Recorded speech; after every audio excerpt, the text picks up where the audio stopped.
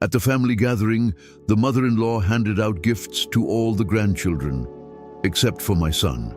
He got nothing. She laughed. Her husband, who had never believed that his mother harbored ill feelings toward our son, did something no one expected. Before we continue, let us know from which country you're watching this video. We'd love to read your comments. And get ready, because this story might touch some deep fibers in your heart. Marina watched her mother-in-law out of the corner of her eye, trying not to draw attention. Ludmila Semyonovna was sitting in her favorite armchair, upholstered in faded velvet, sipping tea without taking her eyes off the television. The news was discussing politics, but Ludmila Semyonovna seemed far more interested in examining her teacup. Or rather, she seemed more focused on ignoring Cyril, her grandson, who was sitting on the carpet absorbed in assembling a building set, clearly unworthy of her attention. This wasn't the first time.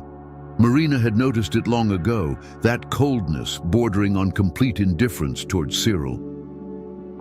Have you ever felt that someone was treating the person you love most unfairly?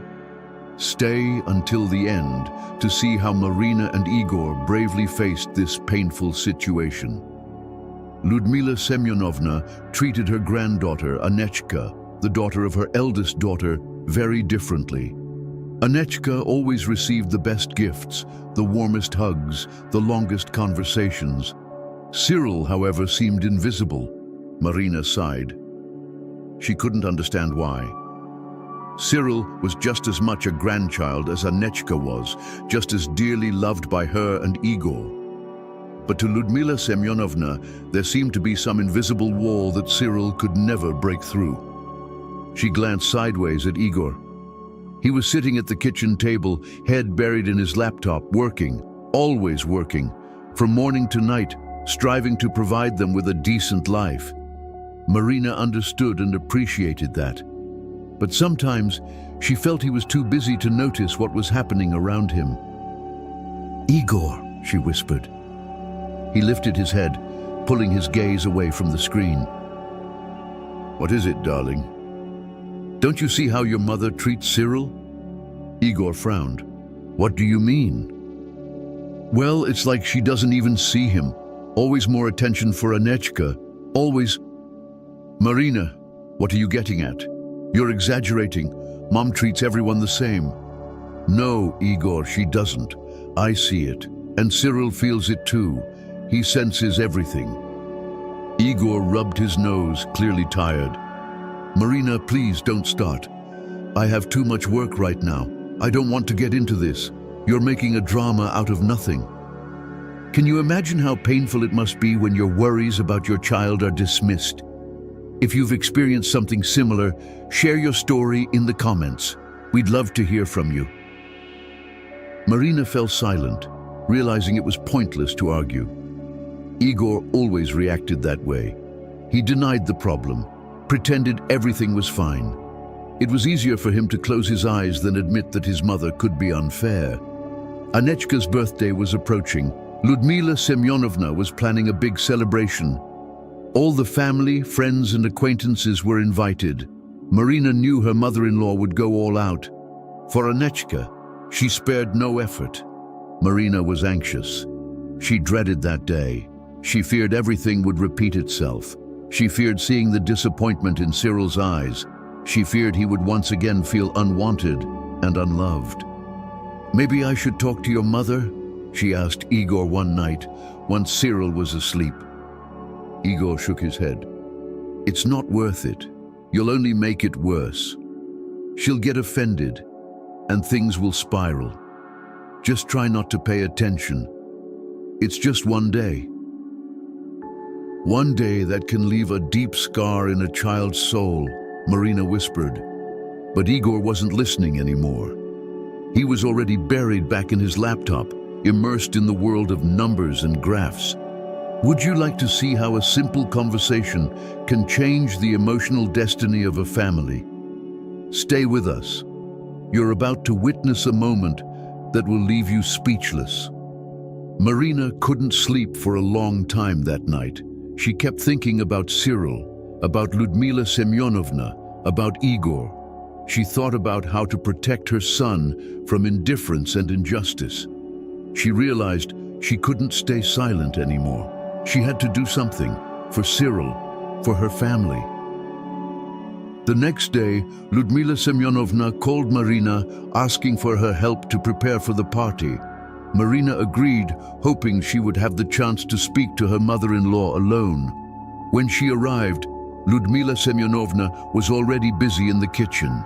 She was making her special pies that Anechka loved so much. "Marinita, thank you for coming," said Ludmila Semyonovna without even looking at her. "I need your help decorating the cake." Marina took the cake and began decorating it, trying not to look at her mother-in-law, not wanting to betray her nervousness. "You know, Marinita, I'm so happy that Anechka is so smart and beautiful," Ludmila Semyonovna suddenly said. "She takes after me." Marina remained silent. "And Cyril? Well, Kirill, he's a good boy, but he's a little different from Anechka." Marina felt anger boiling inside her. "What do you mean by that, Ludmila Semyonovna?" "Nothing special, just stating a fact." "Do you think Cyril is worse than Anechka?" "I didn't say that, they're just different. But you treat them differently. You love Anechka more than Cyril. What would you do if you were in Marina's place? Would you stay silent or stand up for your child? Think about it, because soon you'll see what she decided to do." Ludmila Semyonovna turned away and began washing the dishes. "Don't meddle in things that are none of your business. That's my concern. It's my concern because Cyril is my son, and I won't allow you to treat him this way. Don't you understand? Anechka is a special child. She deserves the best." "And Cyril doesn't deserve it?"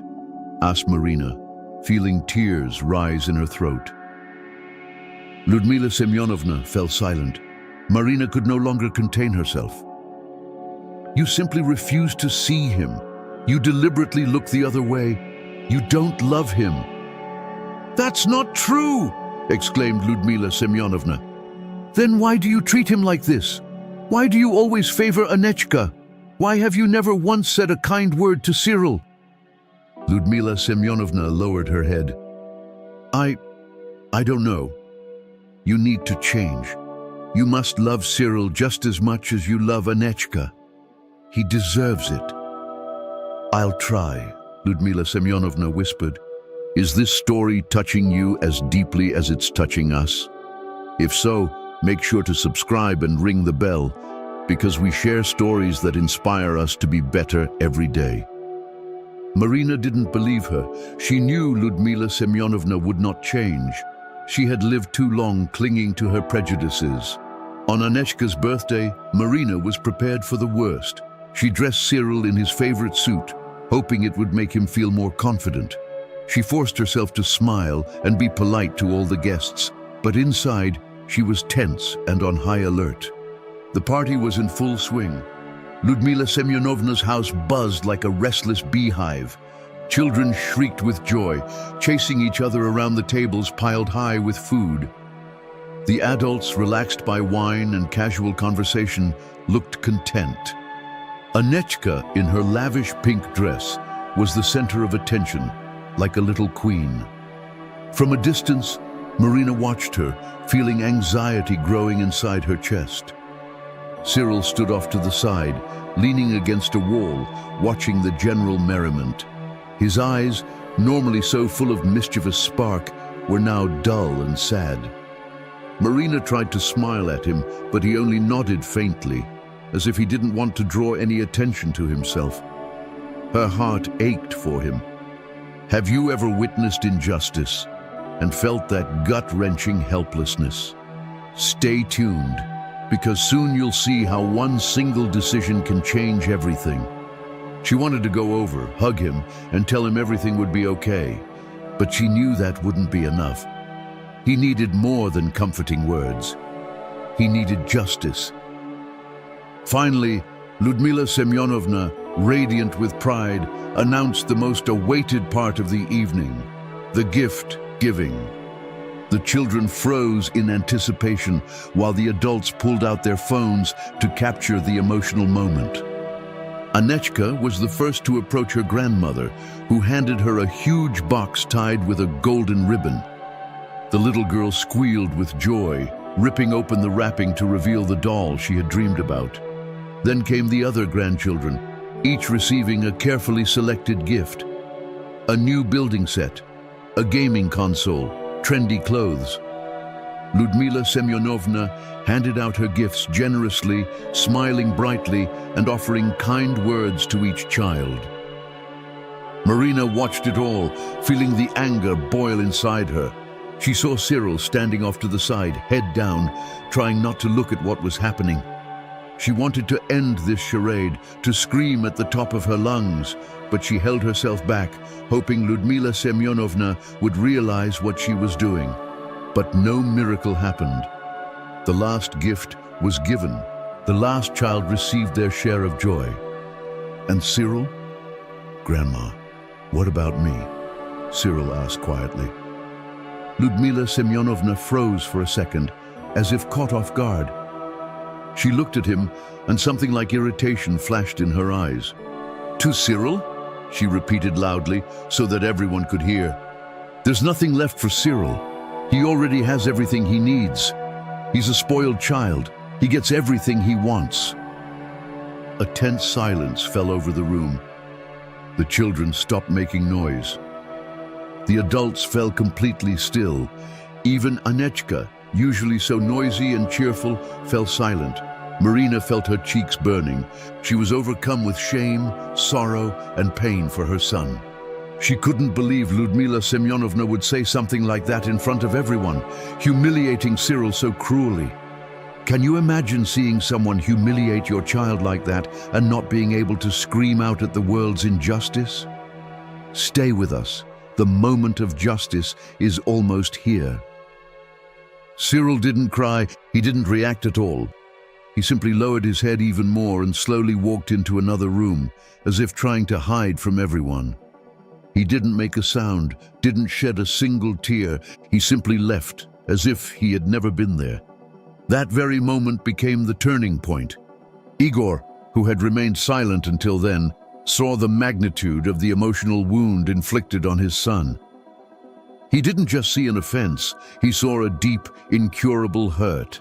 In that moment, all of Igor's doubts and hesitations vanished. He could no longer stay silent. He could no longer allow his mother to destroy his son's spirit. He stood up and took a deep breath. Every eye in the room turned toward him. Ludmila Semyonovna looked at him, confused, not understanding what was happening. Marina held her breath. "Mom," Igor began. His voice was firm and resolute. "I've stayed silent for a long time, enduring the way you treat Cyril. I kept hoping you would reconsider, that you would change. But today, you crossed every line. You publicly humiliated my son. You hurt him deeply, and I cannot forgive that. If you want to witness what it means to truly stand up for those you love, stay until the end. And remember, in the description, we'll share something that could transform not only your mood, but even your body naturally." Ludmila Semyonovna tried to interrupt, but Igor raised his hand to stop her. "No, Mom. Listen to me until the end." He continued, "You've always loved Anechka more than Cyril. I don't know why, and frankly, I don't want to know. But I cannot let you speak to him that way. He's your grandson just as much as Anechka is, and he deserves the same respect and love." Igor paused for a moment, catching his breath. The room was utterly silent. "That's why I want to tell you, Mom," Igor said, looking her straight in the eyes, "that if you continue to behave this way towards Cyril, you are no longer part of our family. You can love Anechka as much as you want, but you have no right to humiliate or mistreat my son. If you can't understand that, then you have no place in our lives." Ludmila Semyonovna turned pale. She opened her mouth to say something, but no sound came out. Igor lowered the imaginary microphone he had been holding during his speech. He turned to Marina and Cyril. "Let's go," he said. "We have nothing more to do here." Marina nodded. She took Cyril's hand and followed Igor. They walked out of Ludmila Semyonovna's house, leaving behind the noisy party and the offended mother. Would you like to know what happened next? The best part is yet to come. And don't forget, check the description to find out how a mysterious purple peel can naturally transform your body even while you sleep. Don't miss it. It could be the first step toward the transformation you've been dreaming of. When they stepped out into the street, Cyril squeezed his father's hand tightly. He didn't say a word, but Igor could feel his son's gratitude for standing up for him. Marina looked at Igor with immense gratitude. She knew how hard it had been for him to say all that to his mother. She knew how much he loved her, but he did it for Cyril. And she loved him even more for that. They walked down the street hand in hand like a small fortress shielded from the outside world. They left behind a past full of resentment and disappointment, stepping toward a future filled with hope and love. That same night, Igor and Marina organized a little family party at home, just the three of them. They ordered pizza, played Cyril's favorite music, and started dancing around the living room. After dinner, Igor pulled a large box from the closet, wrapped with a shiny ribbon. "This is for you, Cyril," he said, handing the box to his son. "A gift from Mom and Dad." Cyril looked at the box suspiciously, then at Igor and Marina.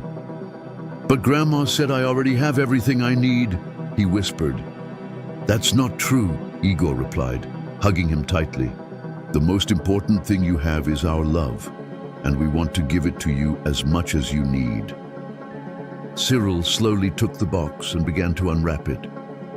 Inside was the gaming console he had been dreaming of for so long. His eyes lit up with joy. He hugged Igor and Marina tightly, tears of happiness streaming down his face. "Thank you, Dad. Thank you, Mom," he whispered. "I love you more than anything in the world." That night, for the first time in a long time, Cyril felt truly loved and important. He realized he had a family that would always protect and support him. He realized he was never alone. The following days passed in tense silence. Ludmila Semyonovna called several times, trying to reach Igor. She cried, said she had overreacted, that she never meant to hurt Cyril, but Igor didn't answer her calls. He wasn't ready to talk yet. He needed time to process everything, to understand how to move forward. Marina took on the role of mediator.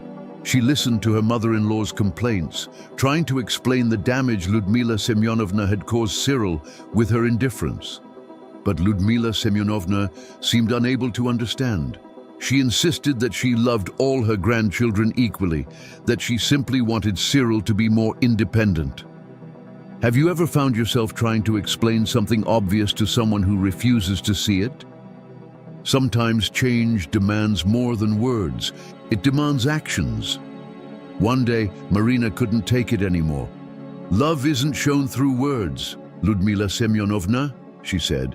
"It's shown through actions. And for years you've shown Cyril that he doesn't matter to you. And now you're surprised that he's become withdrawn." After those words, Ludmila Semyonovna fell silent. For the first time, it seemed she began to wonder how her behavior must have looked from the outside. But it was too late. A few days later, Igor finally decided to speak to his mother. He called her and asked her to come over. The conversation was heavy and long. Ludmila Semyonovna cried. She begged for forgiveness. She said she loved Igor and Cyril deeply, that she never wanted to hurt them. Igor listened in silence.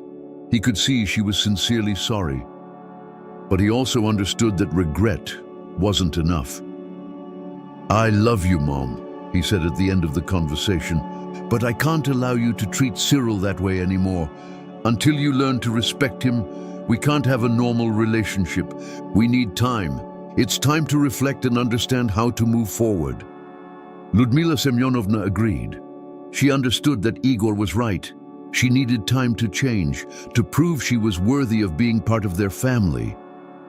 After that conversation, Igor and Marina decided to organize their own celebration at home. They bought a big cake, decorated the apartment with balloons, and invited only their closest friends.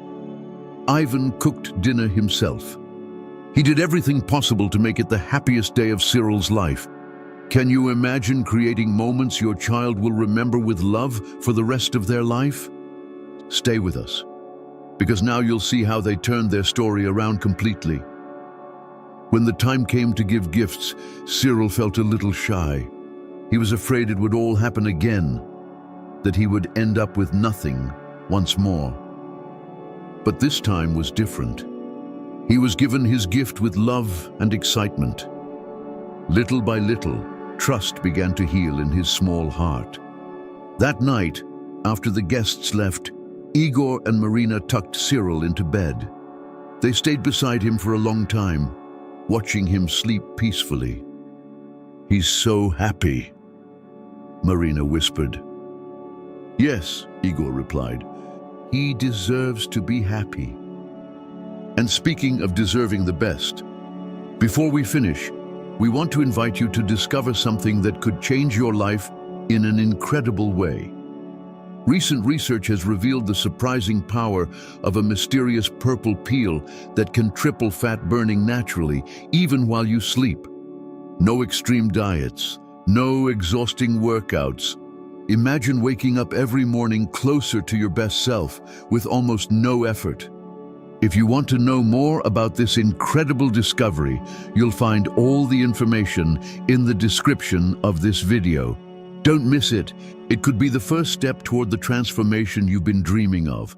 Remember, true change starts with a decision. Today could be your day.